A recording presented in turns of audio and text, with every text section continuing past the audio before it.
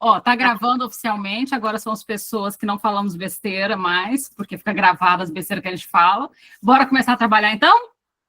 Então, boa tarde para todo mundo, e hoje a gente vai começar um novo texto. Vamos começar a subir uma nova montanha de um texto que não é fácil, mas extremamente interessante, e hoje a gente vai falar um pouquinho, vamos começar pelo prefácio dele, desse livro, que ainda não foi lançado no Brasil, mas que a gente já tem um pedaço dele traduzido e vamos avançando com o que tem traduzido, mas eu já estou com ele em francês e espanhol, e eu particularmente fiz uma tradução para usar com os alunos para português, mas aí sou eu que não sou a melhor tradutora do mundo, mas a gente vai até a tradução oficial sair, tá? Embora a tradução para espanhol está muito boa, está muito clara, né? E para espanhol já saiu oficialmente, né? Só para português que ainda não, mesmo porque, como a gente sabe, português as coisas demoram um pouquinho mais, porque são poucos habitantes no mundo falando português, né? Meio que assim. Mas tem uma novidade. Qual? Em julho sairá. Será? Sim, sairá. Estaremos todos na fila para comprar em julho o livro. Então, Essa tradução, né, para o português, ela é encampada por Ana Marta Wilson Maia, que é uma psicanalista da EBP, da MP, né, que tem um seminário há muito tempo, né, sobre autismo e psicoses infantis, já há 13 anos, se não me engano, e ela encampou aí essa empreitada, o livro é dessa grossura, né, muito volumoso, e tá para sair, sim. Eu, inclusive, falei com ela que hoje a gente iria trabalhar a diferença autística, ela se animou muito e disse que em breve sairá. Quem sabe a gente até não convida ela aqui para falar um pouco, né, dessa na verdade, ela já está convocada, falta você convencer ela da convocação. Ela vem. E aí já temos aí para julho essa pérola, né? Essa obra tão importante para a questão do autismo. Esse seminário já, né, como eu falei, já acontece há muito tempo, é bem interessante, já tem até um livro aí que produzido, que é esse aqui, Autismo e Psicose Infantil, da Clínica à Política e Retorno, que é a organização de Ana Marta. Depois eu passei, quem quiser adquirir, vale muito a pena. Tem um texto, inclusive, de uma Leval aqui, congelamento e descongelamento do AC1. E é isso. Então, só para apresentar, o Francisco, então, está aí atualizando a gente sobre a tradução e sobre as tradutoras, que Francisco, obviamente, vai repassar a nossa convocação / convite. É convocação com jeitinho de convite, mas é convocação, tá, Francisco? E aí, eu só apresentar para vocês, então, esse é o livro que a gente vai trabalhar, Diferença Autística, do Jean-Claude Maleval. Esse livro, ele já saiu na França, foi 2023, não foi, Francisco? Eu nem sei ao certo, deixa eu olhar aqui. Tenho quase certeza que foi 23, mas confere para mim. E, de qualquer forma, em português, pelo que o Francisco está colocando, sai publicação agora em julho, então a tradução já está pronta, porque quando sai publicação significa que já está na editora, né? Mas a gente já vai avançando com o prefácio de Aquela Mulher que está traduzido, e tem já um texto do Maleval traduzido também por traduções oficiais. Então, a gente começa com as traduções que nós temos, e consegue alcançar, então, o livro que sai a publicação em português, agora em julho. Então, bora começar a trabalhar. Antes da gente entrar... 2021. 21, né? Eu fiquei na dúvida se era 21 ou 23. Acho que foi para espanhol que foi 23, então, porque eu fiquei com essa data, 23, na cabeça. Você vê que a gente demora um bocadinho aqui, né? Para sair em português. São os 25, ó. Estou precisando trabalhar mais que isso. Olha só, antes da gente entrar no prefácio, o prefácio já foi traduzido para português, e o livro em francês também começa com o prefácio do Jacques Lamillère, depois tem uma apresentação e, finalmente, começam as partes do livro. Então, antes de começar o prefácio do Jacques Lamillère, que nós vamos estudar hoje, eu queria dar uma geral sobre o livro, fazer um certo voo rasante. Rasante significa raso, aí no caso mesmo, porque a gente vai entrar, mas só para a gente ter uma certa noção do que a gente vai encontrar. Algumas coisas que nós vamos encontrar lá são coisas que conversam com o que a gente já vem conversando. Por exemplo, o primeiro capítulo é o autismo não é mais uma psicose. Ou seja, lembra que a gente estudou um texto do Maleval sobre a diferença entre o autismo e a psicose, que inclusive começava, a primeira frase é: o autismo não é mais uma psicose. Essa primeira frase, num dos artigos do Maleval que a gente estudou, intitula o primeiro capítulo. Então, vocês vão perceber, à medida que a gente for avançando, e isso facilita bastante o nosso percurso, que muita coisa que ele está organizando ali, nós fomos estudando em livros, em artigos, em teses, e então agora a gente vai ter a chance de juntar todo esse material de 3, quase 4 décadas de estudos, né? E essa é uma coisa interessante quando o livro dessa densidade é publicado. Então, esse último livro do Maleval sobre o autismo, que chama A Diferença Autística, é importante a gente colocar que desde o título, e esse título não está aí à toa, o Maleval ele já vai falar sobre um eixo político-clínico. Lembrando, não tem clínica sem política, porque quando se decide quais vão ser os tratamentos ofertados, essa decisão não é da área da saúde, ela é sobretudo política. Então, quem decide como o dinheiro vai ser investido, quem decide quem vai ser contratado, quem decide quem vai estar na comissão de, por exemplo, o Conselho Federal de Psicologia organizou uma comissão para pensar uma cartilha do atendimento aos autistas pela psicologia especificamente. Quem foi convidado já dá notícia de como vai ser a cartilha. E foi convidado pessoas problemáticas ali, tá? Já antecipo o problema. Quando o MEC vai fazer uma cartilha, por exemplo, sobre inclusão, quem ele convida já diz para onde, que direção que vai a cartilha, percebe? Você me diz quem você vai convidar e eu te digo o que vai ter escrito lá. Isso é um tanto quanto óbvio, né? Então, tem uma direção política que acaba determinando muita coisa da clínica. Então, o livro, ele parte disso. Primeiro, o próprio nome, diferença autística. Essa palavra diferença não está aí à toa, ela vem para nos apontar um eixo político-clínico. Então, quais são as consequências políticas que intervêm sobre a clínica e quais são as descobertas clínicas que a gente precisa colocar para conversar com a política. Deu para entender? A gente precisa fazer esse jogo. Se vocês pararem para pensar, é o que a gente está fazendo nesse grupo há um tempo. Vocês percebem que tem a denúncia dos autistas do Brasil, a gente traz a denúncia para cá. A gente fala sobre a questão dos tipos de tratamento que são feitos, a importância da participação das famílias e dos próprios sujeitos autistas no campo da pesquisa. Não sei se vocês perceberam, mas o que a gente vem fazendo aqui nas nossas segundas-feiras, geralmente, é basicamente um debate político-clínico, correto? É basicamente o que a gente vem fazendo. O que a gente tem que fazer a partir desse debate político-clínico, que inclusive já aviso as tarefas que eu vou dando. As tarefas aqui nosso próximo passo, né, Rosana, né, Camila, né, e agora começar a escrever essa nossa posição política, porque o Jean-Claude Maleval fez isso na França. E nós estamos aqui estudando e conversando sobre a nossa realidade. Aqui dentro nós temos pessoas do Brasil todo, com as diferentes realidades, clínicas, familiares, pessoais, profissionais. A gente precisa começar a transformar isso em texto, né? Em material. A gente já está fazendo isso em vídeos, né? Em vídeos, podcasts e etc. E a gente precisa ir transformando isso em material, porque é uma posição política essa. Bom, então, esse eixo político clínico, que é fundado aí com o título A Diferença Autística, já nos dá notícia, então, a que vem o livro. Então, o autismo deve ser compreendido como uma forma de funcionamento psíquica distinta. Então, não é uma patologia, não é uma deficiência, é um funcionamento psíquico distinto. É isso que nós estamos trabalhando aqui. É isso que a gente vem conversando. É uma relação com a palavra, é uma diferença com a linguagem, é uma diferença com a palavra, com a linguagem. A gente vem conversando isso há algum tempo e vamos tentar, então, entender as consequências político-clínicas desse funcionamento. Então, não é uma variação de uma estrutura já conhecida, como, por exemplo, uma variação da psicose. Não é uma variação da neurose ou da neurose obsessiva. Não é uma variação.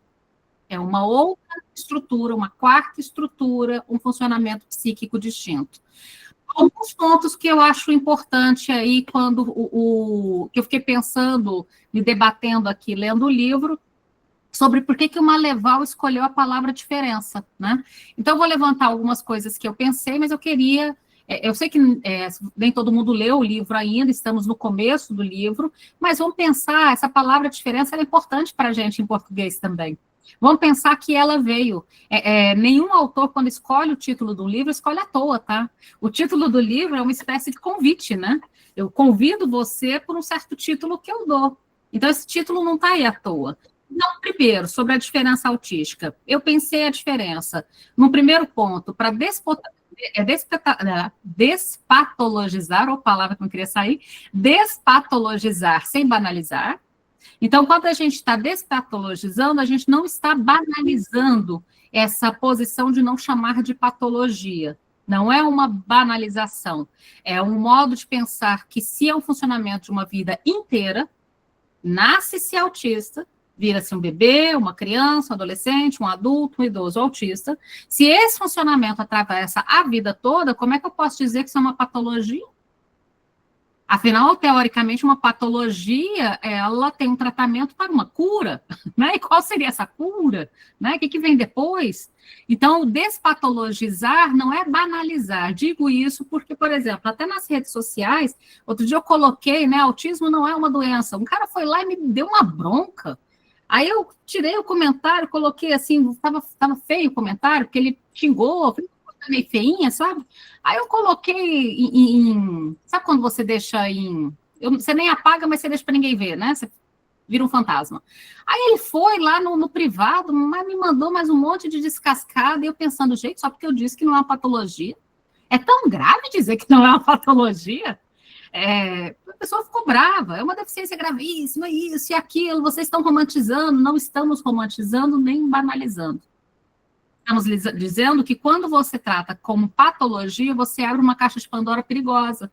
Por exemplo, de que alguém possa determinar a vida desse sujeito, que alguém possa tirar os direitos desse sujeito, possa não permitir que ele trabalhe, ou sustente a própria casa, ou administre o próprio dinheiro. Vocês entendem as consequências disso? Tem consequências aí. Então, tem essa lógica também, essa pessoa vai passar a vida toda, né? Então, despatologizar sem banalizar. Então, a gente pode dizer aí, o Maleval, nesse livro, ele vai recordar que no século XXI, cada vez mais sujeitos autistas têm reivindicado o reconhecimento. Reivindicado o reconhecimento, andando com colar, buscando diagnóstico, inclusive depois dos 30, 40, 50 anos de idade, esse acontecimento é claríssimo para a gente. E, diante desse reconhecimento, boa parte desses sujeitos autistas, inclusive, é um discurso que eu acho muito interessante da Associação do Autismo, o autismo não é uma doença, não é uma deficiência, não é uma loucura, é um modo próprio de subjetivação. Quando essas pessoas, então, procuram reivindicar o reconhecimento do seu diagnóstico como autismo, reconhecem esse diagnóstico como uma nomenclatura, uma nomeação de um modo próprio de subjetivação, e que exige políticas e práticas que respeitem essa singularidade ao invés de tentar normatizá-la. Percebem? Se eu chamo de patologia, eu posso criar uma normativa.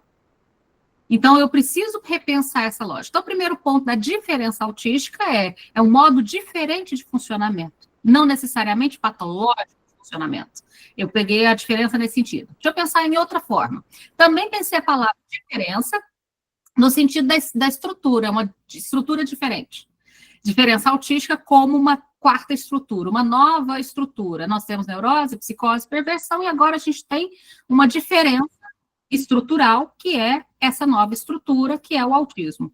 Então, marcar a especificidade estrutural, a palavra diferença autística. Então, diferentemente do discurso de uma neurodiversidade que faz uma oposição entre neurotípicos e atípicos, como se houvesse uma espécie de organização sólida. O que é engraçado, porque a gente coloca neurotípicos e atípicos, é como se a gente estivesse fazendo assim, olha, então nós temos 2 grupos, não 4, não, nós temos 2. Nós temos os atípicos e todas as outras estruturas estão dentro dos neurotípicos, não faz muito sentido isso. Então, não tem um par de oposição entre dois grandes grupos. Do ponto de vista da psicanálise, a gente já partiu do pressuposto de uma grade partida, né? Psicose, autismo, a psicose, neurose e perversão. E agora ela fica tetrapartida, né? Então não são uma diferença entre dois grupos, a gente está falando aí da diferença entre 4 estruturas. Então o termo diferença aqui destacaria uma fronteira de estruturas. Terceiro modo que eu pensei aí em relação à diferença autística, para enfatizar o conceito de borda autística. Veja que a gente ainda está no título, olha que livro bom. Para enfatizar também a ideia de borda autística. Então, grande parte do livro se dedica a mostrar como que o sujeito autista constrói a sua diferença, que é a sua borda. Como que ele constrói a diferença do seu objeto, que é o objeto autístico, a diferença do seu interesse, que é o interesse específico, hiperfoco, a diferença da sua relação, que é pelo duplo, percebem? Então, peguei aí também a ideia de diferença autística no sentido para enfatizar a diferença da construção da borda, a diferença das margens de que o sujeito autista regula o teu gozo a partir dessas bordas, né? E é por ele que ele vai autorizar, inclusive, algum laço social. Então, falar da diferença é sublinhar essa... a palavra que vem na minha cabeça é solução, mas acho que não é a melhor palavra, mas uma saída. Acho que saída é uma boa palavra. Uma saída do sujeito autista para existir no mundo. Então, uma diferença autística de existir a partir da borda. É uma diferença no modo de existir. Um quarto, prometo que eu só fiz 4 diferenças. Um quarto que eu pensei para o título também é da clínica. Para redirecionar a clínica, a gente precisa pensar numa diferença clínica. Então, eu posso tratar um autista como neurótico? Não. Eu posso tratar o autista como psicótico? Não. Eu preciso de uma diferença autística em termos da clínica. Eu preciso pensar uma clínica para o autismo. Uma clínica que pense os elementos da borda, que pense, inclusive, a neoborda. A gente vai falar um pouquinho sobre isso. Esse tratamento que visa não recuar ou recusar os elementos da borda, mas saber fazer a partir deles. Assim como a gente fala de um saber fazer a partir do sintoma, a construção da metáfora delirante, saber fazer um sintoma na neurose, a construção da metáfora delirante na paranoia, lembram disso? Então, o saber fazer a partir dos elementos da borda. Então, o quarto da diferença autística aí é para redirecionar a diferença de uma clínica. A clínica do autismo exige uma especificidade. Então, grande parte do livro vai se dedicar a mostrar como o sujeito autista constrói uma borda composta por aqueles 3 elementos, que eu sempre repito para vocês lembrarem, o objeto, o duplo, o interesse, que serve para regular, né, o gozo. Então, boa parte do livro vai direcionar, e aí a gente vai ter que pensar, então, que clínica é essa para essa borda. Ou seja, a diferença é abandonar uma cura, não tem um pós-autismo, tá claro? Não tem alguma coisa que vem depois do autismo ou antes do autismo, a psicose não vira um autismo, o autismo não vira uma neurose, não tem uma progressão em qualquer, entre uma estrutura e outra. Também abandonar a ideia de adaptação, não são ratinhos treinados. Inclusive, se vocês entrarem lá na Associação dos Autistas, uma das críticas que eles fizeram é uma pessoa chamada pelo Conselho Federal de Psicologia para compor o grupo de trabalho para fazer o manual da psicologia em relação ao tratamento de autista, eles colocaram um dos vídeos que ela tem na internet. Ela segura a cabeça do menino, olha para mim, aí quando o menino olha, ela dá um biscoitinho na boca da criança, sabe igual o ratinho de laboratório? Aí ela vira para a câmera e fala, façam isso 9 vezes ao dia. Sério? Entrem lá, por favor, e assistam o vídeo. É um tanto quanto bizarro. E essa pessoa foi convidada para compor o grupo de trabalho do Conselho Federal de Psicologia. Se você me diz quem você convidou, eu vou te dizer o que está escrito no manual. Se você convidou uma pessoa que diz 9 vezes por dia para segurar a cara do menino, para ele estabelecer contato visual, e quando ele olha, porque ou ele olha, o queixo vai ser quebrado, né? Você dá um biscoitinho, como se ele fosse um ratinho de laboratório, e você me diz que isso não é tortura e que isso é tratamento? Repita 9 vezes ao dia. Cara, que coisa louca esse negócio. Louco é sacanagem, porque os loucos são maravilhosos. Que coisa torturante. Isso é uma tortura. Então, redirecionar a clínica seria o 4º elemento. Então, veja, eu quero colocar aí que, para mim, diferença autística, que é a proposta do livro que a gente está entrando, eu colocaria nesses quatro diferenças. A diferença em relação à questão da patologia, para despatologizar, é uma diferença, não uma doença. A especificidade da estrutura não é nenhuma das estruturas que nós temos, é uma diferença estrutural. A enfatizar a borda é um modo diferente, específico de funcionamento através da borda, e a diferença em relação à clínica. Eu preciso de uma diferença autística de manejo clínico. Então, eu brinquei aqui que, para mim, o livro aponta diferença autística para a gente pensar nessas temáticas. Então, qual que... Renata, Vamos falar, Francisco. sim, um aspecto que me veio aqui você falando, né? Ressaltando aí esse significante de diferença, né? Da importância que, nos tempos atuais, esse significante passou a ter, né? Para vários grupos, né? De como é importante essa reflexão, essa causa, né? Dentro desse contexto político também, né? Que você também mencionou. Porque Milley até fala, né? No prefácio, né? São sujeitos de direito, né? E não é importante aí colocar essa dimensão, né, que a gente vive hoje em dia. Porque, como você bem falou, né, essa patologização também tem como efeito a segregação, né, o que a gente já viu aí, olhando para trás do discurso, né? Até anotei essa daqui, do significante novo, o que essa nomeação, né, ela traz. Então, seria uma quinta possibilidade de pensar a diferença autística. À medida que vocês forem lendo, vão pensando, vocês vão encontrar, muito provavelmente, mais do que essas 5 que eu e o Francisco conseguimos levantar. Porque a palavra diferença aí é tão importante. Então, veja, antes de passar para você, Kelly, então, o que significa? De modo geral, esse título resume a tese central do livro.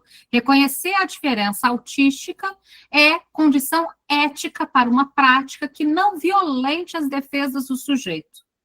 Ao mesmo tempo, ofereça para esse sujeito modos dele construir os seus próprios caminhos para uma vida inteira. Percebe? Isso conversa com o livro do Eric Lohan, Batalha do Autista. Então, qual que é a tese e o tema central deste livro a partir do título? Basicamente isso. A gente precisa construir uma diferença, né? A reconhecer a diferença autística para poder construir uma condição ética para uma prática que não violente as defesas. Por que a gente está falando aqui de defesa? O mecanismo fundador do autismo, a gente estudou, vocês se lembram na tese anterior? É a elisão, a recusa, a defesa. Então, se a defesa é o mecanismo que funda o autismo, é necessário que eu não violente o mecanismo fundador do autismo. Porque violentar o mecanismo fundador do autismo seria como se eu quisesse que o autista não fosse autista. Então, essa coisa de forçar o olhar, primeiro, para quem esse autista precisa necessariamente desse olhar? É a terapeuta que precisa, os pais que precisam ou o sujeito precisa? Será que ele vai se beneficiar mais de 9 vezes ao dia? Alguém virar a cara dele para obrigar a olhar? Será que isso vai fazer com que ele se torne mais feliz? Será que isso vai fazer com que ele aprenda a ler, escrever? Será que isso realmente vai fazer a diferença autística? Entende? Então, o tema principal é necessário um tratamento que não viole, que não violente a defesa do sujeito autista. Caso contrário, ele precisa se defender ainda mais fortemente. Afinal, a defesa é um mecanismo fundador. Kelly? Renata, tudo bem? Oi, tudo bom? Renata, eu fico pensando assim bastante sobre... Faz muito sentido tudo isso que você falou da patologia, né, de chamar o autismo de autismo. Mas eu também fico pensando quanto a psicanálise tem perdido espaço, né, por exemplo, para análise de comportamento, infelizmente, para o ABA, exatamente por não chamar o autismo de autismo, né? Então, eu fico pensando muito sobre isso, sabe? O quanto a gente parece que não consegue adentrar mesmo o mercado, né? Eu me formei recentemente, estou pensando muito sobre autismo, já me disponibilizei para fazer esses atendimentos, né, com supervisão, porque eu sou uma formanda muito recente, né? E mesmo assim, quando eu falo que eu sou da psicanálise, as pessoas eu vejo assim, não, mas não, essa não foi a indicação, né? Primeiro que a indicação do neuro é sempre aba, né? Quando você fala em autismo, pelo menos aqui na minha região, é terapia aba, no máximo um cognitivo comportamental, mas psicanálise não, né? Então, eu venho pensando um pouco sobre isso. Esse tempo atrás, eu estava ouvindo a Marila Lasnik, né, no curso do ProCip, do NIP, né, e ela estava comentando um pouco, que ela está conversando um pouco sobre psicanálise genética, ela escreveu um livro recente, né, onde ela tem conversado também com esse assunto, parece que para chamar o autismo de autismo, se aproximar um pouquinho mais das questões genéticas, para tentar colocar a psicanálise um pouco mais a par desse assunto e dizer que sim, né, que a psicanálise que a gente pode tratar dessas crianças tão melhor quanto, né, o análise do comportamento e o ABA vem fazendo, né, de forma bem desrespeitosa mesmo, né. E é interessante a gente pensar que isso que a gente está fazendo aqui, inclusive, quando a gente para conversar e propor, e por isso que eu estou falando que esse encontro, ele também é político, Kelly, ele é político, inclusive, no sentido de a gente pensar como que a gente vai adentrar, e uma das formas de adentrar é dando voz, e, portanto, escutando os próprios sujeitos autistas que se queixam do tratamento. Quando uma criança, ela foge da clínica, todo mundo sabe do que eu estou falando, por exemplo, lá em Brasília, aquela criança que fugiu e os profissionais, muitas aspas na palavra profissionais, trouxeram ela arrastada de volta. Quando uma criança se opõe desesperadamente, ela não está dizendo alguma coisa? Então, o que a gente está tentando apontar é que é necessário escutar este sofrimento. Quando, por exemplo, a proposta de uma instituição é proibir o interesse, inclusive quando você vê vídeos, textos e etc., de algumas pessoas, eles falam, tem que proibir o hiperfoco. E aí eu achei engraçado, outro dia eu estava vendo uma pessoa falando sobre hiperfoco, aí a pessoa falou assim, porque, por exemplo, a pessoa tem, o autista tem hiperfoco e dinossauro. Quem que aguenta ele falar dinossauro o dia todo? Eu falei, então, peraí, o hiperfoco é porque ele te incomoda? Peraí, eu vou proibir alguma coisa porque te causa incômodo? E quer dizer, então, que se eu suportar ouvir dinossauro o dia todo, o hiperfoco fica. Se eu não suportar ouvir dinossauro o dia todo, o hiperfoco sai. Então, o hiperfoco está sendo questionado porque ele causa mal-estar em quem o recebe e não porque ele causa danos em quem o tem. Opa, peraí, vira toda... Vamos virar aqui a coisa, porque a coisa está na direção errada. O interesse específico, inclusive eu particularmente nem gosto da palavra hiperfoco, prefiro ilha de interesse ou interesse específico, porque hiperfoco já é uma palavra que traz consigo uma ideia de patologia, existe, entende? É como se ele fosse muito, excessivo, precisa, portanto, ser controlado e domado, ele já traz uma insígnia perigosa, os significantes não estão aí à toa. Cada palavra que a gente usa, ela dá um certo peso à coisa, percebe?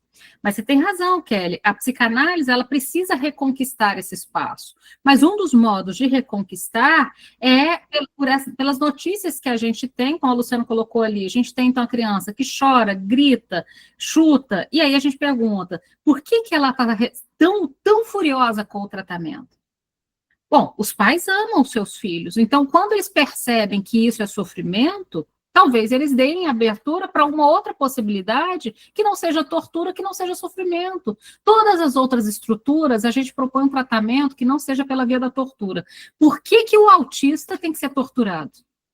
Eu nunca ouvi falar de clínica da tortura da neurose, de clínica da tortura da psicose, de clínica... Vocês já ouviram falar de torturar alguma outra estrutura? Quando a gente fala de atendimento de crianças, tanto psicoses infantis como neuroses, a gente fala do lúdico, da importância do brincar, a gente fala de objeto transicional para as crianças neuróticas. Vocês perceberam isso? A gente fala de uma clínica do brincar. Aí, quando chega no autismo, mesinha, cadeirinha, tarefa e tortura, por que a criança autista está sendo privada do brincar? Se todas as outras estruturas a gente trata a partir do brincar e do lúdico, o autista não tem infância? Não faz o menor sentido. Francisco? E Milé até coloca, né, toca nesse ponto da psicanálise, né, o porquê dessa destituição, né, sendo a psicanálise o primeiro campo aí de saber e clínica que se preocupou, né, e que se debruçou sobre o autismo, né, que tirou essas crianças da instituição e deu voz, né? E pensando isso, você falou, né, de escutar os autistas, né, Maleval tem uma importância muito grande, né, nos outros livros que ele já escreveu, de trazer as autobiografias, né, detalhadamente, né, com muita força, para que se escutem o que os autistas dizem. Tem até um livro dele, de 2012, que é Escutem os Autistas, né, Écoutez les autistes, né? Essa é uma marca, por isso a importância, né, da gente se apegar com o Maleval também. Tem algo aí de muito importante que ele nos traz.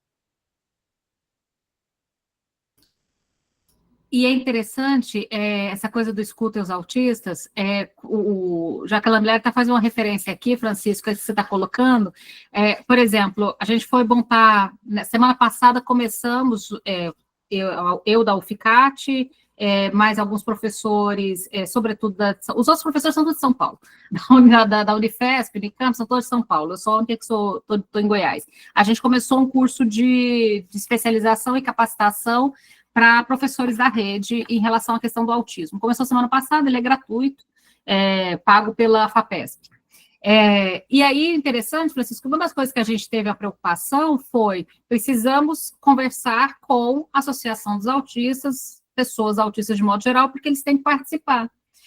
Então, monitores autistas, professores autistas, pesquisadores autistas, esse cuidado de você incluí-los num debate do qual eles fazem parte.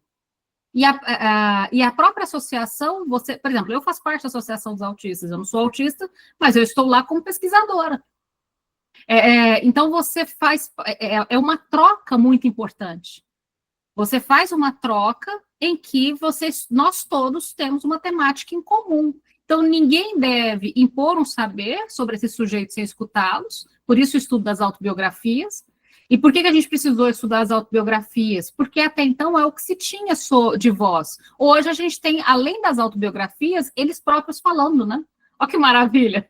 Então é necessário escutá-los e que eles participem das decisões políticas, que eles participem da escrita dos cadernos, do MEC, do Ministério da Saúde, que eles participem, entende? Que eles participem das políticas que definem a clínica, que definem a educação, que definem as coisas que vão ser feitas e que talvez eles gostariam que tivessem sido feitas com eles quando eram crianças, por exemplo. Né? Então, esse debate que a psicanálise faz, e sempre fez, ele é muito interessante, são décadas dizendo, não há possibilidade de construir saber que não parta da escuta. A histeria foi construída, a clínica da histeria foi construída da escuta das histéricas. A clínica das psicoses foi construída a partir da autobiografia do Schreber. A clínica do autista vai ser construída a partir da escuta dos sujeitos autistas. Tem um segredo aí, né, Francisco? Ou seja, a psicanálise sendo rigorosa à tua origem. Não teria como construir de outra forma. Eu não posso construir uma teoria a partir do que causa mal-estar, incômodo em quem está do lado de fora. Por exemplo, alguém que não suporta que uma criança fale de dinossauro 10.000 vezes, então eu vou tirar o hiperfoco porque ela falar muito tempo sobre uma coisa me incomoda. Isso pode ser um motivo. É necessário que a causa do tratamento, a lógica do tratamento, a bússola do tratamento, parta de algo que é mal-estar para o próprio sujeito. Não é essa a nossa regra? A gente pergunta, por que você está aqui? O que te causa sofrimento? Quando Freud ele fala, o primeiro móvel de tratamento é o sofrimento, não é o sofrimento dos outros, é o seu, tá? É o seu como sujeito da análise. No autismo não pode ser diferente. É rigoroso isso. Rosana? Então, muito bom que você trouxe, Renata, essa coisa do saber, né? Porque se a gente faz essa diferença, né, como a gente vem estudando, do que é da linha da pedagogia, do que é da linha do analisável, né? Então, assim, esses tratamentos, alguém escreveu aqui, acho que ortopédico, né, pedagógico ortopédico, não supõe saber nenhum, pelo contrário, né? Quer dizer, não quer saber do que se passa lá. Mas eu queria mesmo falar, porque eu também estou vendo os comentários, as pessoas estão falando muito da família, né? Em algum momento, desculpa, eu não lembro quem foi que escreveu aí sobre conivência da família. Então, assim, eu acho que é importante o lance da tortura, né? A gente vê dessa forma, mas o profissional que está ali aplicando um ABA, por exemplo, ele foi treinado, ele também treinado para isso, sei lá se de fato, né? Tem todo um sistema dos convênios e tudo mais, que inclusive pagam valores superiores para quem aplica a aba, esse tipo de coisa, então as pessoas vão se acomodando em alguns lugares. Então é legal que a gente tenha essa postura política assim para estar questionando, porque enfim, é necessário. E eu ia falar do lance da família, porque as famílias ficam vendidas, porque vem um saber médico, é o médico que indica, vem as clínicas, em geral, são conveniadas, que impõem sempre o mesmo tipo de tratamento, e até que a família venha escutar o que está acontecendo, como você trouxe, algumas não escutam nunca, né, também. Então, é isso que acaba acontecendo. Acho que tem que ser dessa forma mesmo. Quando você propõe algo diferente, elas ficam muito confusas, elas não estão muito bem, elas próprias, ouvindo a sua criança, né? Então, é nesse sentido que eu acho assim, vamos também pegar leve um pouquinho, que a família é uma barra muito pesada, né? E de modo a família, ela é capturada nesse discurso, né? Eu não diria que elas são vendidas, né? Porque muitos desses discursos fazem promessas, literalmente promessas que não existem, são fantasiosas, né? Se aproveitam de todo que o discurso coloca e, obviamente, né, a família vai recorrer a quem puder aí dar alívio a esse sofrimento, tanto da criança quanto da própria família, né? Então, acho que elas são presas, né, desse discurso, muitas vezes. E é importante lembrar, eu já acompanhei muitos casos, teve até uma aluna que escreveu um artigo de TCC que eu orientei sobre essa questão da captura ali das famílias.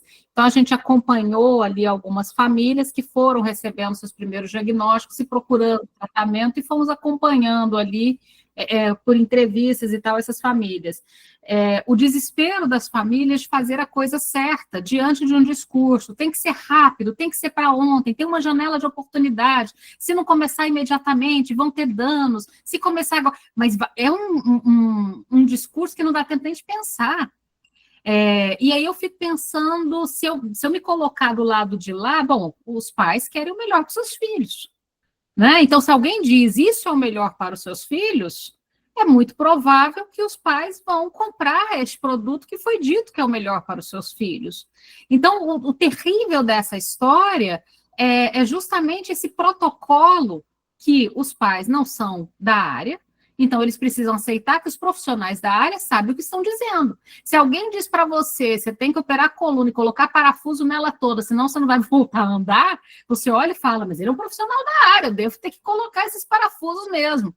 E aí você pode até consultar um segundo, um terceiro profissional que te diga, esse cara tá doido, você não tem que colocar parafusos na sua coluna. Mas às vezes no desespero você só vai perguntar depois que você já está com os parafusos na coluna. Eu estou pegando uma coisa aparentemente banal, e que não é nada banal, mas quantas pessoas só perceberam que entraram numa fria depois que já estavam dentro dela?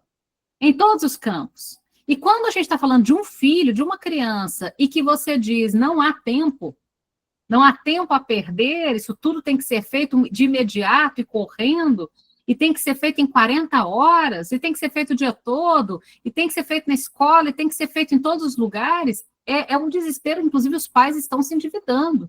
Eu conheço, nessa pesquisa que a gente acompanhou pais que refinanciaram a casa para pagar tratamento, pais que venderam o carro da família para poder pagar tratamento, enquanto esperavam que o Ministério Público finalmente conseguisse custear, iam custeando sem ter condições para isso, pegaram financiamentos bancários. Faça uma conta muito simples. 40 horas de terapia, se eu abaixar o preço aí para 150 reais por hora, quanto que dá no mês? Estamos falando aí em cidades que custam pouco menos, coisa de 5 a 7 mil, cidades que custam mais, tipo São Paulo, 10 a 15 mil por mês. E aí, até o Ministério Público conseguir liberar isso, estamos falando aí de um ano e meio, às vezes, de briga judicial, já estamos falando, portanto, aí de 300 mil reais em 2 anos. Quantas famílias têm esse dinheiro? É o valor da casa da família inteira. Então, tem uma coisa muito perigosa que acontece, né? Porque nessa pressão toda, eu vejo pessoas que, assim, a avó paga uma terapia, a tia paga outra, a mãe paga outra. Já viram esse pessoal? De repente, a família toda fazendo um bem bolado ali para conseguir custear aquilo que hoje a gente está perguntando. Será que é o melhor para a criança? Olha só. E a gente está aqui questionando justamente isso, as famílias, mas, de modo geral, as famílias estão tentando fazer o melhor para os seus filhos. E se alguém diz que isso é o melhor, então eu vou questionar mais os profissionais mesmo, entende? Os profissionais que dizem, eu te garanto, e aí essa posição de saber também é foda, né? Eu te garanto, isso é o melhor. Eu não chamei quem levantou a mão e me perdi quem levantou a mão. Quem que era? Fui eu, a Tânia. Oi, Tânia, Boa diga. Oi, querida, tudo bem? Boa Joia. noite, gente. Então, você trouxe esses assuntos aí que são muito pertinentes, porque nós, como familiares autistas, né, a gente passa por um percurso, uma trajetória muito dolorosa, né, desde o princípio, desde o diagnóstico, né, e realmente essas coisas que você colocou são muito presentes nas nossas vidas. E, assim, são tantas coisas que a gente vivencia. Nós somos mães que somos chamadas de loucas, porque é aquela que percebe que o filho tem alguma coisa e procura ajuda. Ah lá vem aquela doida. São os termos que a gente ouviu e continua a câmera, ouvindo. Tânia. Oi? É porque eu estou num cômodo que está horrível. E aí, liga, Tânia, pode ligar. E aí, o que acontece? São situações e situações.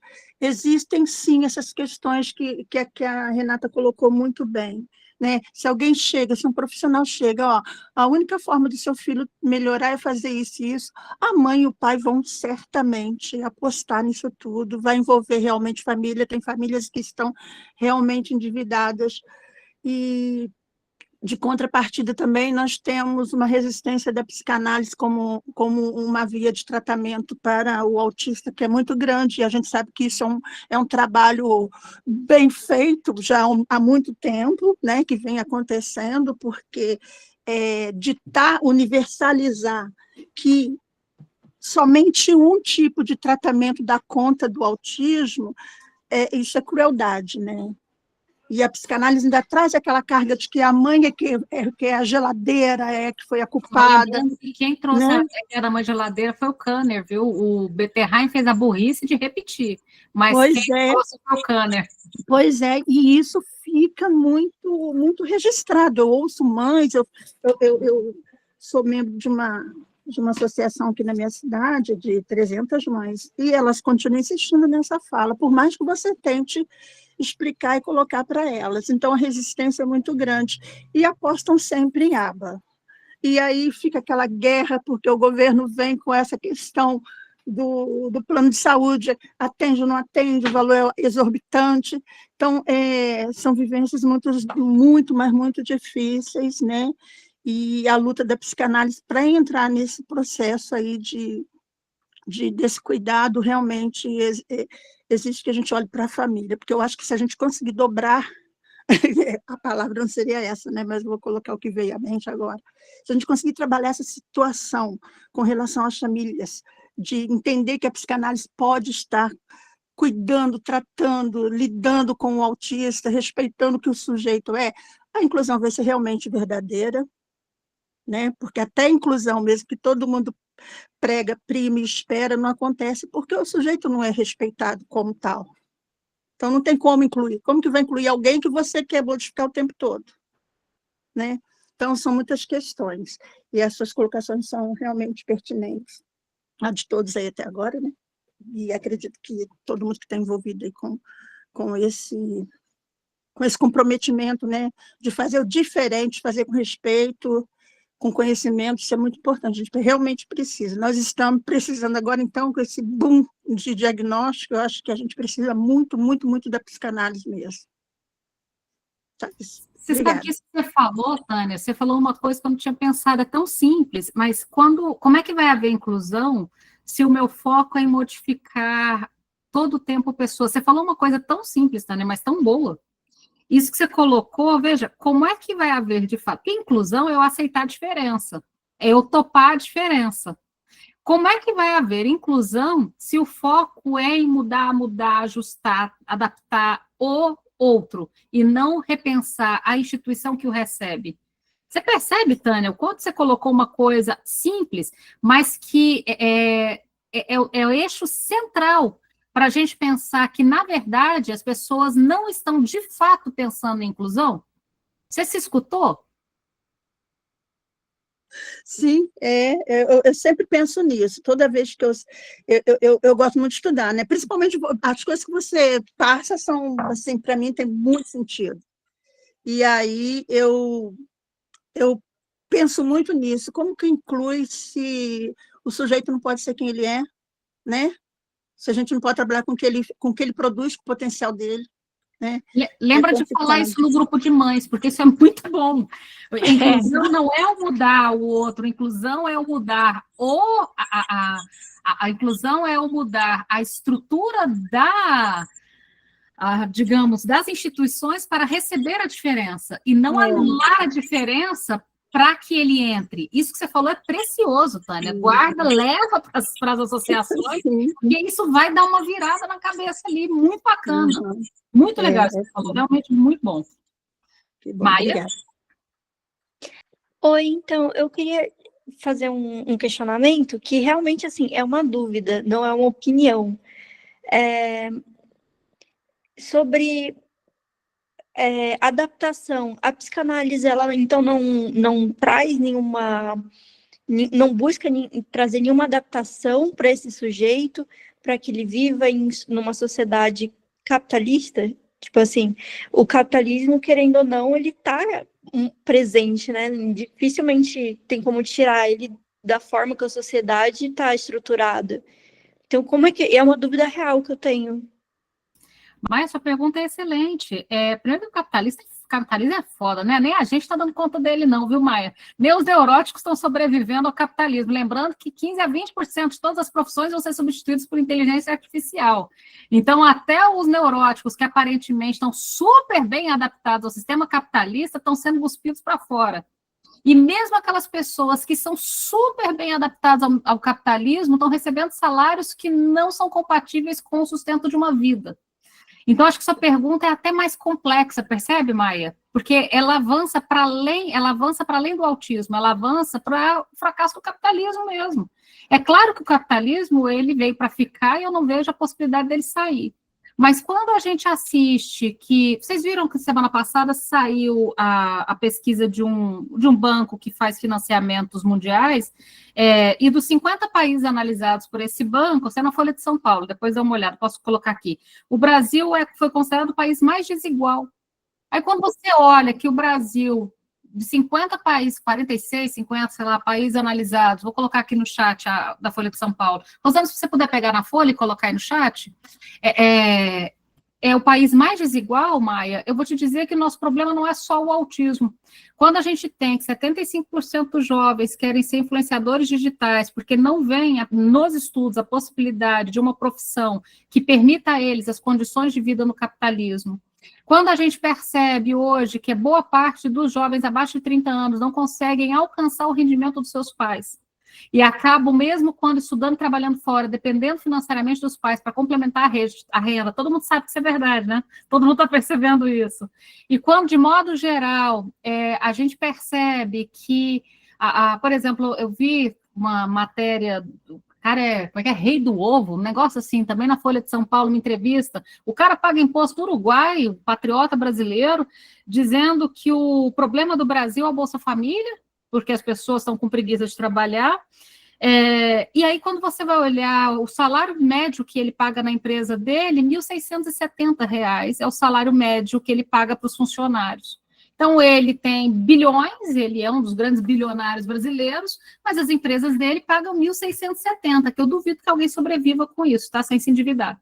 Alguém realmente consegue viver com R$ 1.670 por mês sem se endividar? Eu sei que isso está até um pouquinho acima do salário mínimo, mas ele não é compatível com a realidade. Tendo feito todo esse preâmbulo, Maia, o que é a minha preocupação? Não é só o sujeito autista que está sendo cuspido para fora da sociedade, todos nós estamos.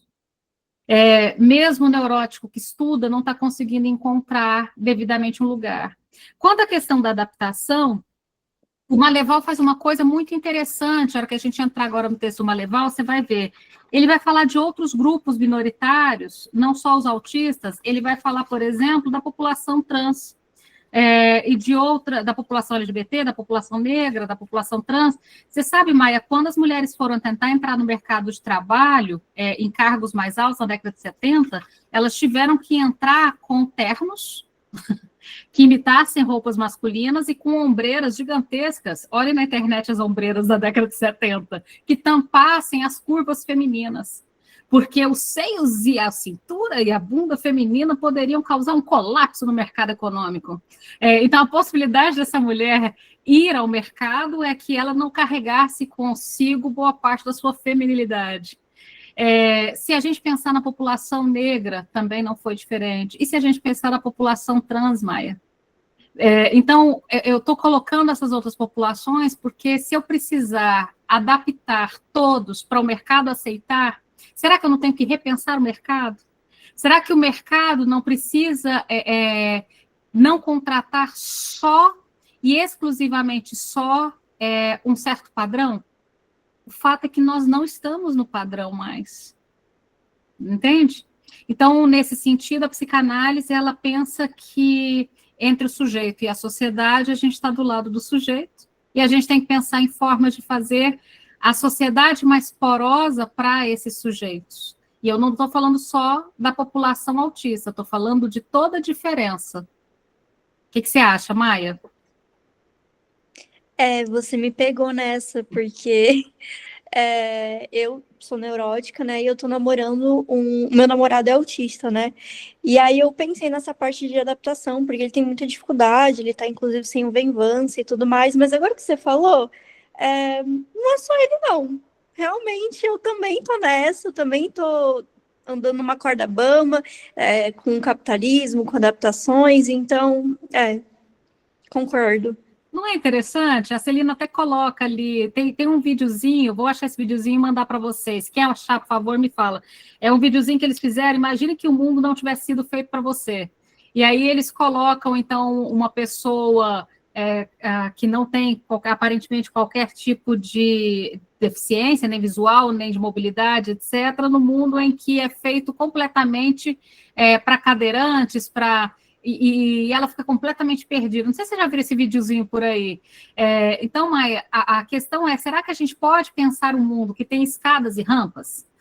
Será que a gente... Eu pego muito essa metáfora da escada e rampa, porque o problema da deficiência, por exemplo, motora, não é a cadeira, é a escada.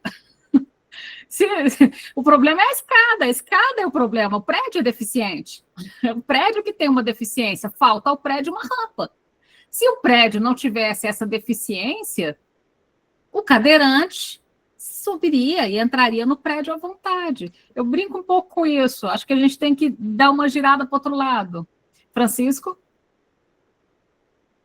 Daí a importância, né, de pensar a diferença, né, como você abriu hoje o grupo, trazendo, né, essa reflexão do porquê desse significado da diferença, que eu acho que aí ajuda nessa torção, né?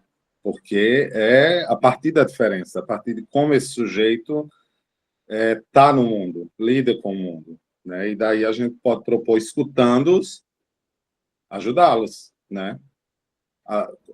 Adaptações, né? Nesse sentido, a partir deles, do que eles falam, do que eles dizem, do que necessitam. Isso faz toda a diferença, né? E, pegando um ponto aí que foi falado anteriormente, da inclusão, Millais, no prefácio, né, ele vai, uma coisa que eu achei bem interessante, né, a respeito da amplitude das informações que Maleval traz no livro, né, que é surpreendente. Ele vai dizer, né, para ele não é impeditivo que esses trabalhos sejam neurocientíficos e cognitivistas, ele deixa de lado as teorias, tira observações. Ele cruza com aqueles dos psicólogos, psicanalistas. Ele acrescenta aquelas dos pais, as completa com os testemunhos dos próprios autistas, né? Como também é uma marca da escrita de Maleval, a inclusão, né, de outros saberes. Não tem nada que se pretenda o único, que se pretenda, né, a verdade. Muito pelo contrário. ele faz esse recorte de outros saberes e coloca o que de positivo, de interessante tem aí também. Sandra? Microfone, Sandra, você esqueceu de abrir. Eu bem me lembrei que eu tinha tocado aqui, aproveitando assim, eu acho muito bacana a nossa discussão sobre todos esses aspectos, porque a gente retoma o que a gente já vivenciou em termos de diagnóstico, em termos de prática, né, do autismo, das escolarizações do autismo, daquele que era construído sempre na condição do não saber, mas a obrigatoriedade de dar um saber a essa criança, para poder ele ser corrigível. Lembra muito Foucault, né, nos Anormais, que o sujeito está dentro daquele princípio da incorrigibilidade ou da corrigibilidade. E também daquele movimento que eu acho que foi muito maravilhoso dos anos 90, que dizia nada sobre nós sem nós. Né? Aquele movimento, de fato, trouxe umas transformações muito grandes e fez com que as leituras para os anos 2000 e aonde nós chegamos, trouxesse, professor, essas modificações. A gente não chegou aqui, né, assim, achando graça, não, a gente chegou aqui na pancada, né, se levantando, caindo, e essas famílias ainda são, como foi discutido com a colega, ainda são muito angustiadas com o diagnóstico inicial, casais que não estão prontos para receber esses bebês, né, porque o sonho de quem em casa não é ter um filho autista, não é ter um síndrome de Down, uma criança com paralisia cerebral, e é muito complexo você pegar esse pai, essa mãe, e trabalhar, né, essa aceitação. Então, era só isso, assim, concordar, e eu acho que é um grupo de estudo maravilhoso que a gente tem que fazer esse enfrentamento político. Se a gente não fizer. Que traz nada sobre nós sem nós é uma das que o me leva a utilizar como argumento. Eu vi. Ele pegou lá do movimento, né, das pessoas com deficiência, quando eles não suportaram mais essa história de que eles precisavam ser corrigidos, como a colega disse, era aquele movimento da integralidade, da normalidade, onde você tinha que se normalizar para poder passar numa porta, e não a acessibilidade. Em toda a história mundial, e eu acho que hoje é um dia interessante, só para fazer essa alfinetada, em toda a história mundial, quando alguém decide a vida do outro sem a participação do outro, boa coisa não é. Então, quando você decide invadir um país porque acha que ele tem que funcionar de um modo X ou Y, quando você determina a divisão de um país, você pega o continente africano todo linhas retas, porque um bando de homem branco e cis sentou numa cadeira um belo dia e falou, vamos dividir o quintal. Né? E dividiram ali o continente africano todo em quintais da Europa, né? Tanto que você tem países muito mais antigos do que boa parte da Europa que falam português, que falam alemão, que falam... porque, na verdade, foram invadidos e colonizados, assim como aqui a nossa terra, não é mesmo?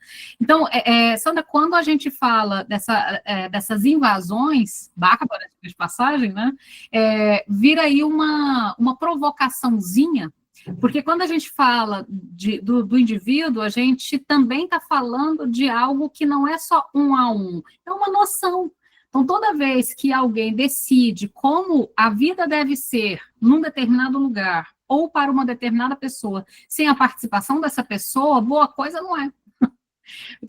Durante quanto tempo, se a gente pensar nos movimentos, por exemplo, em relação às mulheres, você se lembra da ideia, Sandra, de que as mulheres não precisavam votar porque os homens votariam por elas? Então, os pais ou os maridos decidiriam por elas para elas não terem que ter essa preocupação. Mas eu quero essa preocupação. Eu não quero que ninguém decida por mim. Aquele movimento black feminist, né, que aconteceu nos Estados Unidos, das mulheres negras, quando elas decidiram, só acabou a festa. Vão criar o de vocês, que eu não vou mais deixar o meu sozinho em casa para criar, não. Né? Então, assim, são atitudes com as quais, assim, em algum momento, a história não é linear, ou não é linear, né? São ocorrências, fatos. Então, a gente pode pensar que a gente está entrando, sim, numa nova perspectiva, isso não é facilmente aceito pelos mais conservadores, os mais radicais, os que querem essa coisa do corrigir, né, para que o sujeito seja tipicamente classificado como igual, e ele não é, como o Francisco disse, e que nem a colega falou, não tem como você incluir aquilo que não é diferente. Então, não é inclusão. Por isso que a inclusão não percebe, porque todo mundo quer corrigir as crianças, quer corrigir os adolescentes, e isso não fica só aí, né? Como pesquisa mulheres com gravidez, mulheres em aleitamento materno, mulheres com deficiência em aleitamento materno, não é brincadeira, essas mulheres têm um penalizado tremendo, né? Porque muitas vezes não consegue fazer essa amamentação exclusiva por falta única exclusivamente de suporte, de apoio. Então, é interessante, Sandra, que eu acho que a gente está num momento histórico. Só que a gente só sabe que a gente está num momento histórico depois que ele passa, né? Porque mas, exatamente. Lá na frente, quando alguém vê esse vídeo e falar assim, nossa, a Renata falou que a gente está num momento histórico. Então, eu queria demarcar que eu acho que nós estamos num momento histórico, de uma certa mudança de concepção e de perspectiva. A pandemia fez um chacoalho danado no modo de funcionamento de muita coisa, vocês sabem disso, para bem, para mal, para tudo quanto é lado. Hoje eu estava vendo uma entrevista do Ricardo Amorim, o ministro de Relações Exteriores do Brasil, e ele falou assim, a ordem do mundo não existe mais, ela foi abolida, teremos que reescrevê-la. Com certeza. Estamos no momento em que a ordem do mundo não existe mais, porque, assim, todas as leis que foram estabelecidas em algum momento, não pode explodir lugar que tem risco de acidente atômico, joga a bomba lá. Não pode fazer ataque preventivo, faz ataque preventivo. E aí, vamos pensar agora em termos da nossa clínica. Então, quando a gente fala que nós estamos numa nova ordem mundial, porque as decisões que estão sendo tomadas são decisões bárbaras, violentas, invasoras, desrespeitosas com a diferença, é interessante a gente parar para pensar que no contexto aqui do que a gente estuda o autismo, talvez também a gente esteja num momento de virada, entende? Que teve um boom e um crescimento em relação a esses tratamentos, isso não está sendo sem observação. Tanto que o governo fez uma encomenda de um parecer do Sírio-Libanês, lembra que nós estudamos aqui? E o ABA não foi adotado pelo SUS, Sandra. O ABA não foi adotado como protocolo pelo SUS para atendimento do autismo.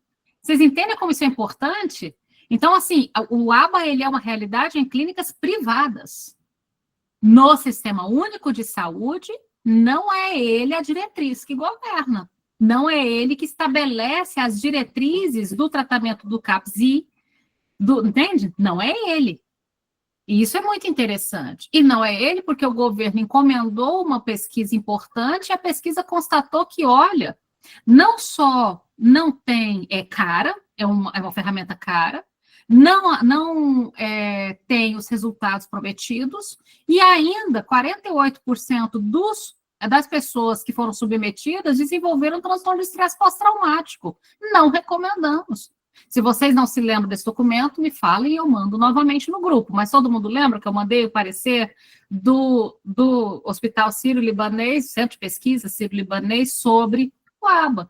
Então, exato, Luciana, quem está segurando essa onda aqui é o SUS. Ele é uma realidade em instituições privadas, que acabam endividando, e muitos familiares, que é o que a gente estava conversando. Bora entrar no texto do Jacques Lamillère sobre o livro do Jean-Claude Molleval, né? A Diferença Autística. Vamos entrar, então. Vou projetar aqui para a gente acompanhar juntos um pedacinho. Eu só marquei alguns pedacinhos para a gente começar a nossa conversa, mas todo mundo tem o texto, nós mandamos, Francisco mandou também lá no grupo do WhatsApp, essa tradução, que posso mandar sim, Celina, mando lá no grupo novamente, tanto o pedido da Associação dos Autistas, questionando o ABA, quanto o parecer que saiu do governo. Tinha saído também uma outra pesquisa muito interessante sobre a indústria do autismo no Brasil, lembram dela também? Vou mandar novamente a pastinha lá. Vou mandar uma pastinha sobre legislação, e aí dentro da pastinha tá, tudo bem? Então, vamos lá. Vamos começar com o texto do Jean-Claude Molleval, né, A Diferença Autística, mas mais especificamente vamos começar pelo prefácio.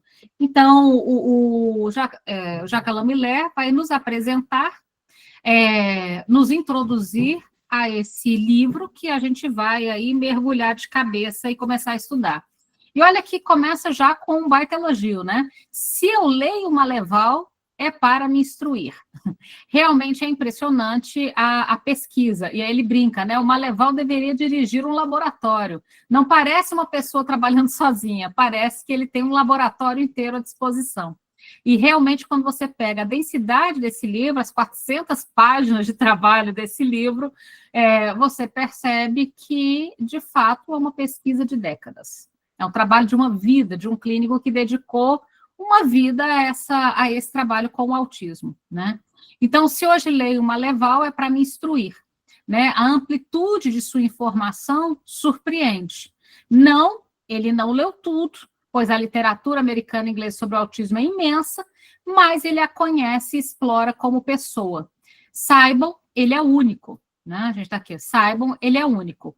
Para ele, não é imperativo que os trabalhos sejam neurocientíficos ou cognitivistas. Ele deixa de lado as teorias e tira suas observações. Só um parêntese interessante.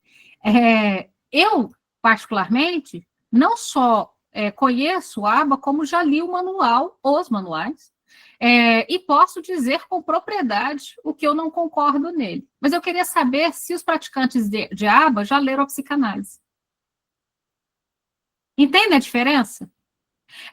Então, quando eu decido criticar alguma coisa, eu estudo essa coisa. Eu tomo ela como objeto de estudo para poder fazer uma crítica de dentro, não de fora. O que eu quero saber é que quando rechaçam a psicanálise, rechaçam sabendo do que se trata, ou rechaçam sem nunca terem lido uma única linha. Essa é a questão. O Maleval fez o trabalho de casa. Ele leu, ele estudou, ele aprofundou. A questão que eu quero saber é se os críticos também fizeram. Rechaçar algo sem estudá-la, isso não é ciência. A ciência, ela exige que você conheça o objeto a fundo para poder achar as suas faltas, as suas falhas, os seus problemas. Ciência não é, de modo algum, uma ideologia, uma amarração ou uma coisa meio de seita, tem horas, parece. Então, veja, ele cruza com aquelas dos psicólogos, psicanalistas, ele acrescenta, né, as dos pais, ele complementa com os testemunhos introspectivos dos próprios autistas, desde Temple Grandin, dita a estrela do rock do autismo, gostei dessa brincadeira, e seu livro Emergence, Labelette Autistic, foi a primeira descrição do autismo vista do interior até os mais recentes autores autistas. Isso resulta num banco de dados tão abundante que nos surpreendemos que ele possa ser reunido por uma pessoa trabalhando sozinha e não por um laboratório inteiro. Então, continuando. A questão do eu gostei dessa provocação também, tá? Essa diferença entre ecumenismo e sectarismo, né? Vocês conhecem o que é culto ecumênico? Quando a gente vai fazer uma formatura na faculdade, a gente tem que oferecer um culto ecumênico, não é? Em que a gente oferece a possibilidade de todas ou nenhuma crença, correto? A gente não pode fazer algo sectarista, né? Então, esse ecumenismo versus sectarismo, achei uma provocação maravilhosa. Então, validando por princípio e sem pré-julgamentos a experiência vivida dos autistas que podem comunicá-la como seus observadores, quaisquer que sejam suas convicções doutrinárias, Maleval apresenta uma verdadeira fenomenologia do autismo. Ou seja, não me importa se é time A, time B, direita, esquerda, em cima e embaixo, eu vou apresentar uma fenomenologia do autismo. O que se diz, o que se trata, o que se já se pesquisou, de modo geral, nesse campo. O contraste é claro entre o seu ecumenismo. O que é esse ecumenismo? Todos estão incluídos na minha pesquisa. A casa está aberta, todo mundo pode entrar. Porque ecumênico não é isso? A casa está aberta e todo mundo pode entrar. Todo mundo está convidado a sentar e falar, e debater e discutir. Todo mundo vai ter direito aqui a trazer a tua verdade e ela vai ser escutada. Agora, qual que é o contraste? Ele se deu esse trabalho, mas e o sectarismo fervente demonstrado pelos neurocognitivistas, que não escutam ninguém a não ser si mesmos? Que não fizeram o trabalhinho de casa, que é estudar os outros campos, estudar os vigotskianos. Inclusive, eu acho interessantíssima a pesquisa dos vigotskianos sobre autista, tá? Os vigotskianos sobre autistas, por exemplo, eles trabalham com a ideia muito parecida com a do autismo comporta a estrutura do Lacan, que a diferença do autismo está na palavra. É uma diferença na relação com a palavra. Então, os vigotskianos e os lacanianos conversam, olha que beleza. A gente conversa. Mas eu quero saber se os neurocognitivistas estão conversando com as demais construções do campo. A psicanálise não tem nada a acrescentar quanto à compreensão ou tratamento do autismo. Eu já escutei essa também, já escreveram essa no meu Instagram também, tá? Declara sem constrangimento o professor Laurent na Universidade de Montreal. A própria palavra psicanálise não figura como autoridade no recente manual inglês da introdução à teoria da psicológica e o debate corrente. Ora, por que não? Se a psicanálise estuda e participa, por que ela não é citada? Por que essa palavra não está ali colocada? Não faz o menor sentido. Então, é um sectarismo? Não é um ecumenismo? Mesmo quando essa Bíblia, né, que é esses manuais, enfatizam que Kanner encontra a palavra autismo em Bloiler, ela se omite em assinalar que a palavra autismo teve como inspiração o conceito de alterotismo em Freud. Lembra que a gente estudou isso? Autismo vem do alterotismo, tira o eros, fica autismo. Bloiler constrói este conceito num diálogo com Freud. Ele era um estudante, ele também estudava psicanálise e ele tinha um desacordo em relação à teoria do alterotismo do Freud, e essa conversa entre Bloiler e Freud levou ao conceito de autismo como, na época, um sintoma da esquizofrenia infantil, da esquizofrenia e da esquizofrenia infantil. Betterheim não é nem citado, ele nem existe mais, só citam Betterheim na hora de falar mal, mãe geladeira, que, de novo, é do Kanner. O Betterheim fez a besteira de repetir, mas quem construiu a ideia do autismo como sendo responsabilidade das mães, e depois ele voltou atrás, ele voltou na frente, ele voltou atrás, foi o Kanner. Continuando, mas Betterheim fez a besteira também. As teorias psicogenéticas são recusadas sem uma única sentença, ninguém fala por que elas estão sendo recusadas, são simplesmente consideradas nocivas.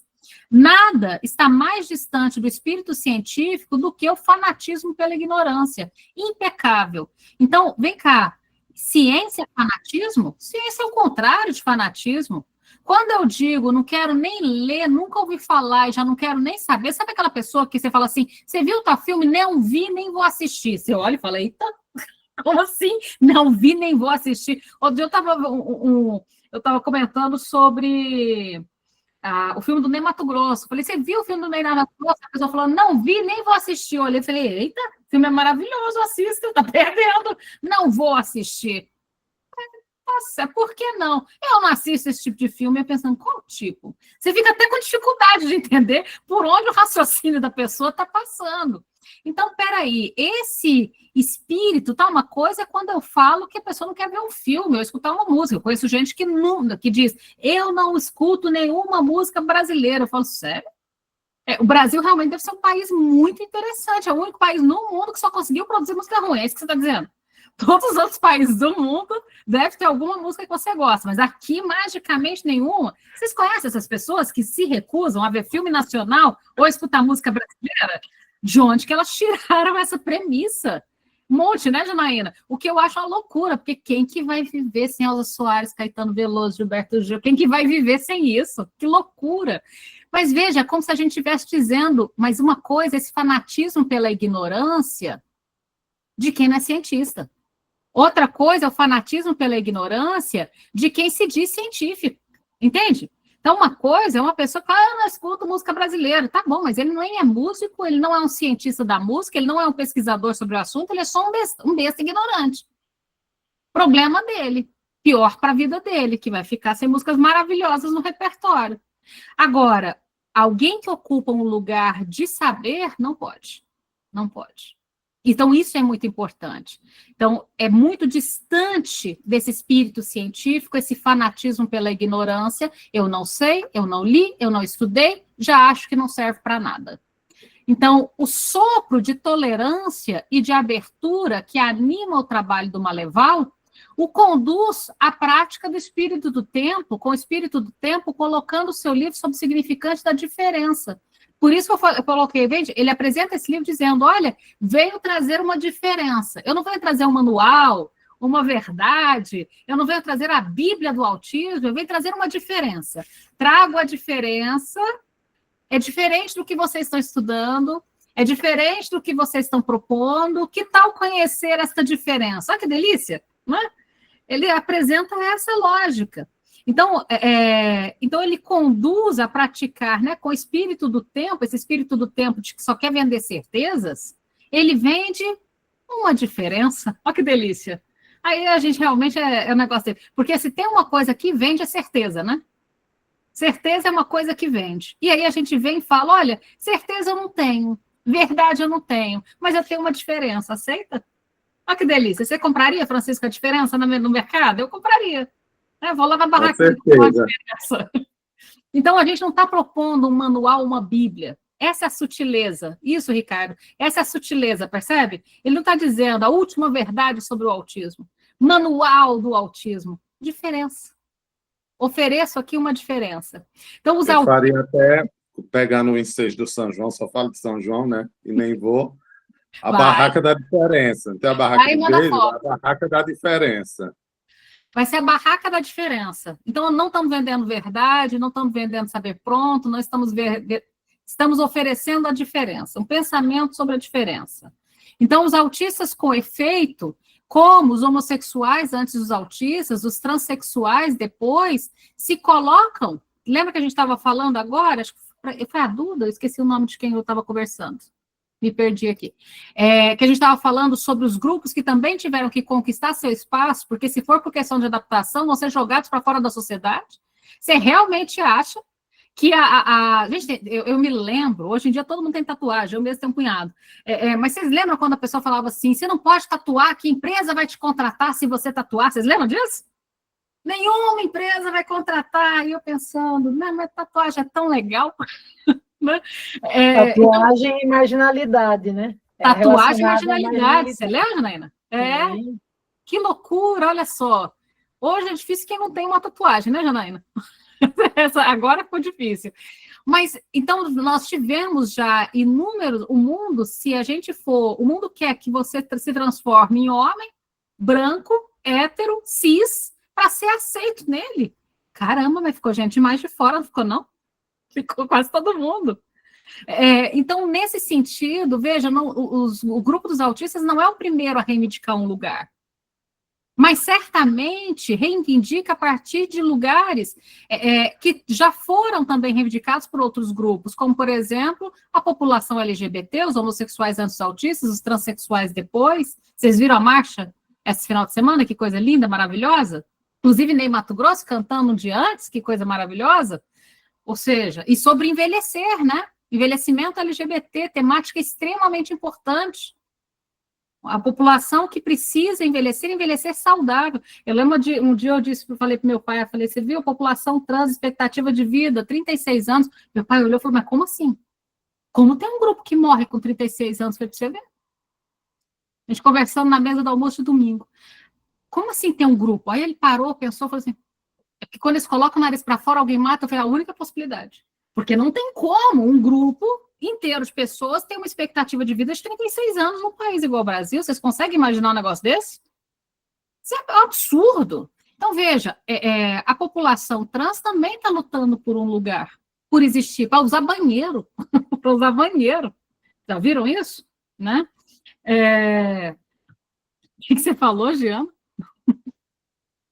Então, me vem à cabeça o Hitler, gente, né? Exterminar tudo que não está, né? Tudo que não cabe aí na norma, né? no que é bonito. Diana, você sabe que teve um dia um professor na minha universidade pública, entrou em sala de aula e falou, não existe trans. Uma aluna trans virou e falou assim, sério, professor? Não, que loucura! Eu acho maravilhosa, ela, eu não existo. Mas eu achei, assim, alguém que já ouviu tanta asneira que consegue hoje responder. Uma resposta maravilhosa. Ela, sério, professor? Tipo assim, você está dizendo que eu não existo? Como é que você diz para uma pessoa que está na sua frente, você não existe? Se ainda fosse um conceito lacaniano, né? Ah, a mulher não existe. Mas não, ele não estava fazendo nenhum tipo de conceito dessa ordem. Diana, então, é o primeiro grupo que luta pela sua existência? Não. E será o último? Também não.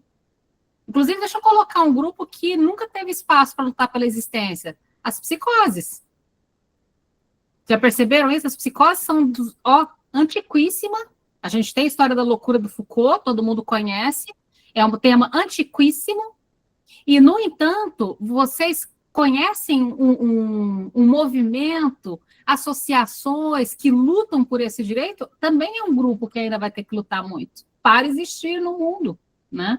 Então, continuando aí, os autistas, com efeito, assim como os homossexuais antes deles, os transexuais depois, se colocam nesses últimos anos como sujeito de direito.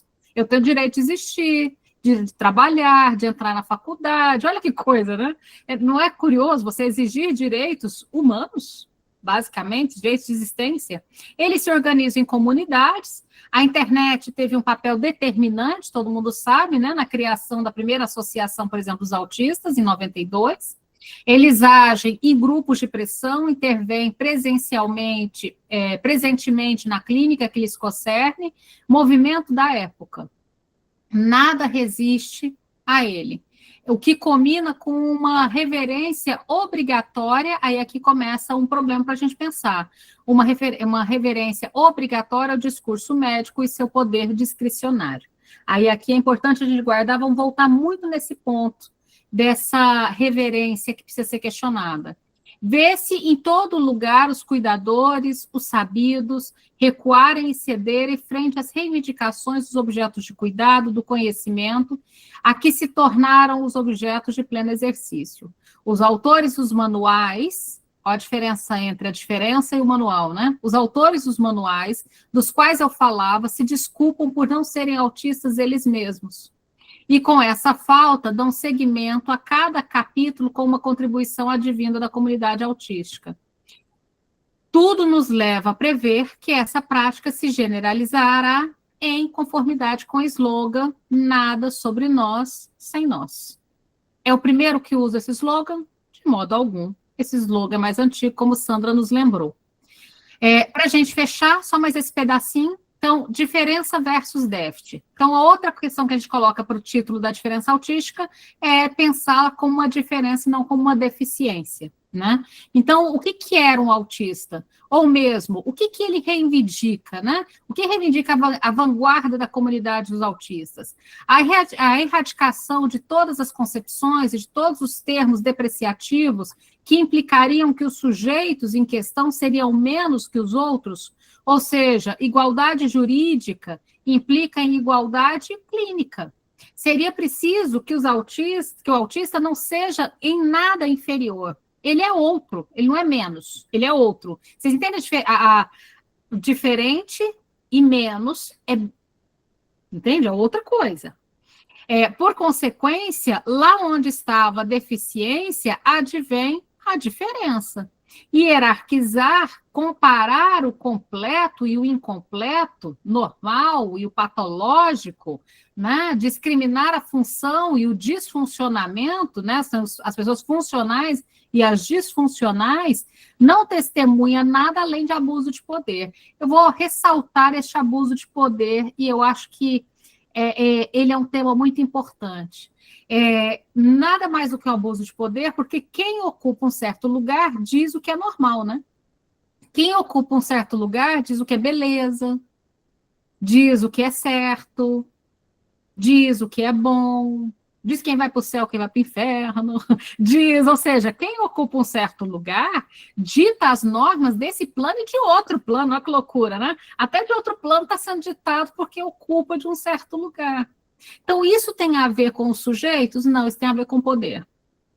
Tem a ver com certo exercício de poder de ser quem dita a normalidade, de quem dita o padrão, de quem dita como as coisas devem ser ou não ser, né? Então, continuando, de uma relação de força de um lado a outro social, intolerável como tal ao Estado de Direito. O apelo feito ao direito contra a clínica se revela irresistível. É significativo que o conceito de neurodiversidade, não vai dar tempo da gente entrar agora, mas eu já vou puxar lá da introdução o conceito que ela traz de neurodiversidade para cá, tá, Francisco? Eu acho que vale a pena puxar aqui, mas fica pro próximo encontro. E não é nem neurocientífico, nem cognitivista. É uma invenção propriamente política e puramente nominalista de uma socióloga e ativista de esquerda. Então, é interessante a gente saber quando esse conceito surgiu, ele é bem anterior às questões do autismo, por que ele surgiu, de que modo ele foi utilizado, qual a finalidade. Então, ele é utilizado hoje de um modo que não tem nada a ver com os campos que o reivindicaram. Então, as neurociências, os cognitivistas, reivindicaram uma palavra, neurodiversidade, que não foi construída por eles e não significa o que eles dizem. Vamos retomar, então, essa palavra que eu acho importante. Então, é nesse ponto que a gente vai parar. A gente vai parar no estudo, eu gostaria de convidar vocês para pesquisar um pouco, vocês podem avançar no livro, só que o livro só tem em francês e espanhol, eu não tenho ele em português ainda, tá? Mas vocês podem pesquisar na internet mesmo sobre o conceito de neurodiversidade, sobre a origem desse conceito, sobre a autora, né, a Judith, deste conceito, e a gente continua, inclusive, deste ponto. Quer complementar, Francisco, para a gente fechar? Não, só animar um pouco todo mundo que em julho sai a tradução em português. Eu vou dando notícias e vamos fazer um lançamento aqui, quem sabe. Você sabe que seria uma lei muito boa? Vamos fazer o lançamento aqui, gostei. Ó, então, só lembrando, deixa eu parar de compartilhar aqui, a gente continua desse ponto, mas vocês perceberam, pelo prefácio do Maleval, sobre o livro do Maleval, do Jacques Lamillère, o quanto esse livro, ele organiza tudo que a gente vem conversando. Então, é interessante a gente parar agora, que aquilo que a gente foi conversando ao longo dos anos, algumas pessoas não estão aqui há anos, mas esse grupo existe há anos, tá, gente? Ao longo dos anos, a gente vem conversando, agora ele se organiza nesse livro. Então, ele é de extrema importância para a gente poder colocar esses pensamentos organizados e começar a pensar nessa política / clínica. Como fazer para colocar a psicanálise de volta neste acontecimento. Não tem nada de mais específico acontecendo em quem estuda psicanálise da clínica com autismo no mundo do que está acontecendo agora. Um crescimento enorme dos diagnósticos, o avanço de tratamentos extremamente caros e dolorosos aos sujeitos aos quais eles são aplicados, e a regulamentação em todos os campos dos manuais para esse campo.